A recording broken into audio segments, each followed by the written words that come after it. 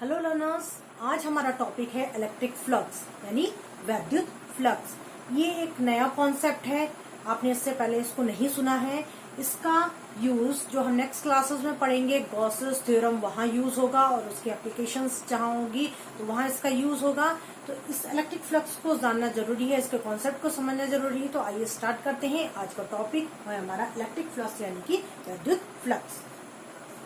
देखिए, ये डेफिनेशन तो मैंने लिखी है, लेकिन उससे पहले हमको ये फिगर समझना होगा। मान लीजिए इलेक्ट्रिक फील्ड लाइंस है और ये क्या है, यूनिफॉर्म है। इस पे एक प्लेन सरफेस को रखा गया है।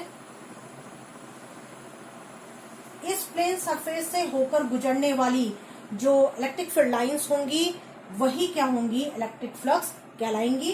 The number of electric field lines passing perpendicular to a plane surface. और ये भी ध्यान रखना है, ये जो इलेक्ट्रिक फील्ड लाइंस होंगी ये इस प्लेन सरफेस पे परपेंडिकुलर गिरेंगी। ठीक है, परपेंडिकुलर इस पे क्रॉस होंगी और किसी विद्युत क्षेत्र में स्थित किसी पृष्ठ के लंबवत गुजरने वाली वैद्युत बल रेखाओं की संख्या को उस पृष्ठ से संबंध विद्युत फ्लक्स कहते हैं। ये वो पृष्ठ है, इससे गुजर रही है ये इलेक्ट्रिक फील्ड लाइंस, लंबवत गुजर रही हैं, तो इन्हीं की जो संख्याएं होंगी उनको कहा जाएगा वैद्युत फ्लक्स। तो ये प्लेन सरफेस से कितनी विद्युत बल रेखाएं गुजर रही हैं, तो वो हो रही है 1 2 3 3 क्रॉस हो रही हैं। तो इलेक्ट्रिक फ्लक्स हो गया यानी विद्युत फ्लक्स हो गया, इस प्लेन सरफेस से जो कनेक्टेड विद्युत फ्लक्स हो गया वो हो गया 3। तो इलेक्ट्रिक फ्लक्स को फाई से भी रिप्रेजेंट करते हैं, किसी किसी बुक में फाई ई से भी रिप्रेजेंट करते हैं, तो दोनों ही करेक्ट है। तो इससे हमें ये बात पता चलती है, जो इलेक्ट्रिक फ्लक्स होता है वो डायरेक्टली प्रोपोर्शनल होता है इलेक्ट्रिक फील्ड लाइंस के, यानी कि इलेक्ट्रिक फील्ड लाइंस बढ़ेंगी तो हमारा इलेक्ट्रिक फ्लक्स भी बढ़ेगा, इलेक्ट्रिक फील्ड लाइंस घटेंगी तो इलेक्ट्रिक फ्लक्स भी क्या होगा, घटेगा। इलेक्ट्रिक फ्लक्स अब एक और क्वांटिटी पे डिपेंड करता है, वो है एरिया। एरिया की डायरेक्टली प्रोपोर्शनल होता है, यानी कि एरिया बढ़ेगा तो हमारा फ्लक्स भी बढ़ेगा, एरिया घटेगा तो हमारा फ्लक्स भी घटेगा। ये एक बहुत ही साधारण सी बात है, आप समझ सकते हैं। ये जैसे एरिया है, सपोज ये फील्ड लाइंस हैं, अगर इस फील्ड लाइन पे हमने एक ऐसा एरिया रख दिया है, ये बड़ा एरिया रखा है, तो इससे हम देख रहे हैं कितनी फील्ड लाइन क्रॉस हो रही है, 1 2 3 क्रॉस हो रही है। वही अगर हम छोटा एरिया ले लेते हैं तो उससे क्या हो रही है, इससे सिर्फ 2 क्रॉस हो रही है, 1 2। तो इससे हमें साफ साफ पता चल रहा है कि अगर एरिया बड़ा होता है तो फ्लक्स भी ज्यादा मिलेगा, और एरिया अगर हमारा छोटा होगा तो फ्लक्स भी हमारा कम मिलेगा। ठीक है, तो फ्लक्स एरिया से कैसे कनेक्टेड है, एरिया ज्यादा होगा तो फ्लक्स भी ज्यादा होगा, और अगर एरिया कम होगा तो फ्लक्स भी हमारा कम होगा। इसको ये इन पे कैसे डिपेंड करता है, ई और ए पे, इसको मैं एक एग्जांपल के थ्रू भी आपको समझाती हूँ तो थोड़ा कॉन्सेप्ट आपको और क्लियर हो जाएगा। ठीक है, मान लीजिए ये एक टिन की चादर है, ठीक है, इसके ऊपर बारिश गिर रही है, इसके ऊपर बारिश गिर, हमने नीचे एक टब रखा है। अब अगर हम इस पे इतना होल कर देते हैं ना, हमने इस पे क्या कर दिया, होल कर दिया। अब इससे क्या होगा, बारिश का पानी ये नीचे आएगा तो इससे टब भरेगा। देखिए, अगर इस रेन वाटर की वेलोसिटी ज्यादा हुई, बारिश के पानी की वेलोसिटी ज्यादा हुई, उस केस में जो टब में पानी इकट्ठा होगा वो जल्दी होगा, और अगर इसकी रेन वाटर की वेलोसिटी कम हुई तो टब पे जो पानी इकट्ठा होगा वो क्या होगा, कम होगा। तो ये जो टब पे पानी इकट्ठा हो रहा है ये क्या है, ये फ्लक्स है। ठीक है, और ये जो वेलोसिटी ऑफ रेन वाटर है, आप इसको मान सकते हैं इंटेंसिटी ऑफ इलेक्ट्रिक फील्ड, इसको आप ऐसे सपोज कर सकते हैं। ये एरिया, अब एरिया का कॉन्सेप्ट समझिए। अगर ये एरिया छोटा होगा तो इसमें जो पानी इकट्ठा हो रहा है टब में वो कम होगा। अब इसी एरिया को अगर हम बढ़ा देते हैं, इसी एरिया को अगर हम इतना कर देते हैं तो जो अब वो पानी इकट्ठा होगा वो टब में ज्यादा होगा। तो इससे हमें ये भी पता चल रहा है कि अगर एरिया को बढ़ाते हैं तो फ्लक्स भी हमारा बढ़ रहा है। तीनों चीजें यहाँ हमें समझ में आ रही है, या हमें फ्लक्स भी समझ में आ रहा है, हमें ये भी समझ में आ रहा है कि अगर इलेक्ट्रिक फील्ड की इंटेंसिटी को बढ़ाया जाता है, यानी कि रेन वाटर की वेलोसिटी को बढ़ाया जाता है, तो भी हमारा फ्लक्स बढ़ रहा है। अगर एरिया को हम बढ़ा रहे हैं तो भी जो पानी ज़्यादा इकट्ठा हो रहा है, यानी कि हमारा फ्लक्स बढ़ रहा है। तो ये एग्जाम्पल था आपका थोड़ा कॉन्सेप्ट डेवलप करने के लिए कि फ्लक्स इलेक्ट्रिक फील्ड यानी इंटेंसिटी ऑफ इलेक्ट्रिक फील्ड या इलेक्ट्रिक फील्ड लाइंस पे और एरिया पे कैसे डिपेंड करता है। अब इसका जो फॉर्मूला होता है वो होता है phi equals to E vector dot A vector. देखिए इलेक्ट्रिक फील्ड वेक्टर क्वांटिटी होती है, सदिश राशि होती है, हमें पता है, लेकिन एरिया कैसी क्वांटिटी होती है, एरिया भी सदिश राशि होती है। लेकिन अगर आपसे इससे पहले अगर आपसे पूछा गया होता कि एरिया कैसी क्वांटिटी होती है, तो जनरली बच्चे क्या बोलते हैं कि स्केलर क्वांटिटी होती है यानी अदिश राशि होती है, जबकि वो गलत है। एरिया एक वेक्टर क्वांटिटी होती है, इसका मैग्नीट्यूड भी होता है प्लस डायरेक्शन भी होता है। तो इसको यहाँ थोड़ा समझ लेते हैं कि एरिया को हम वेक्टर क्वांटिटी कैसे कह रहे हैं। इसका एक मैथमेटिकल प्रूफ है। देखिए मान लेते हैं कि स्क्वायर है जिसकी साइड्स है 3 सेंटीमीटर, ठीक है। तो मान लेते हैं ये हमारा एक्स एक्सिस है, ये हमारा वाई एक्सिस है, ये हमारा जेड एक्सिस है। इसके यहाँ पे एक स्क्वायर ड्रॉ कर लेते हैं। मान लीजिए एक स्क्वायर है, ये एक्स एक्सिस के अलोंग जो लेंथ है वो 3 सेंटीमीटर है और वाई एक्सिस के अलोंग जो है वो भी 3 सेंटीमीटर है। तो एक्स एक्सिस के अलोंग जो लेंथ फैक्टर हो गया वो हो गया 3i कैप, और जो वाई एक्सिस के अलोंग लेंथ फैक्टर हो गया वो हो गया 3j कैप। अब हम स्क्वायर का एरिया कैसे निकालते हैं, साइड इंटू साइड करते हैं। तो जो गुणनफल करेंगे या तो वो डॉट प्रोडक्ट होगा या तो वो क्रॉस प्रोडक्ट होगा। अब डॉट प्रोडक्ट करके पहले चेक करते हैं कि क्या आता है, फिर हम क्रॉस प्रोडक्ट करेंगे। पहले डॉट प्रोडक्ट करते हैं तो 3i डॉट 3j ये हो जाएगा हमारा 0। क्यों? क्योंकि i डॉट j होता है 0, ये हमने 11th क्लास में पढ़ा है। यानी कि अब हमें जो एरिया का मैग्नीट्यूड मिल रहा है वो 0 मिल रहा है, जो कि क्या है, गलत है। एरिया का मैग्नीट्यूड 0 कैसे मिल सकता है जब हमारी साइड्स गिवन है। अब इसका क्या करते हैं, क्रॉस प्रोडक्ट करते हैं यानी वेक्टर प्रोडक्ट करते हैं, यानी कि सदिश गुणनफल करते हैं। अब सदिश गुणनफल करेंगे तो 3i cap cross 3j cap, ये 3 इंटू 3 हो गया 9, i क्रॉस j, देखिए हमने ये पढ़ा था 11th में, i j k, तो i क्रॉस j होता है k, तो हो जाएगा k। अब जरूरी नहीं है 3i क्रॉस 3j लिखें, क्योंकि साइड इंटू साइड हम 3j क्रॉस 3i भी लिख सकते हैं, यानी हम इसको ऐसे भी लिख सकते हैं 3j क्रॉस 3i।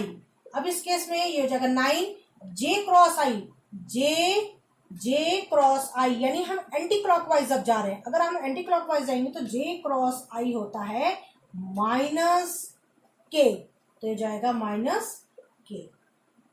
जो एरिया का हमें ये एरिया का जो वैल्यू मिली ये भी करेक्ट है, ये भी करेक्ट है, दोनों का मैग्नीट्यूड सेम है, वो कितना है 9 आ रहा है, लेकिन डायरेक्शन जो है वो दोनों का चेंज आ रहा है। डायरेक्शन कैसे आ रहा है, एक बाहर की तरफ होगा और एक अंदर की तरफ होगा। अगर मान लीजिए हमारा ये एक स्क्वायर है, मान लीजिए हमारा एक स्क्वायर है, तो इसका जो एरिया वेक्टर का जो डायरेक्शन होगा वो बाहर की तरफ भी होगा और अंदर की तरफ भी होगा।